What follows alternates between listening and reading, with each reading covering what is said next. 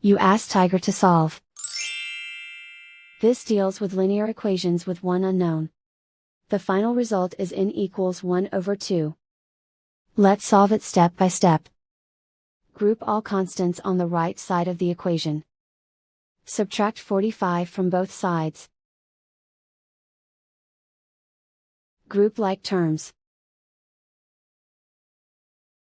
Simplify the arithmetic.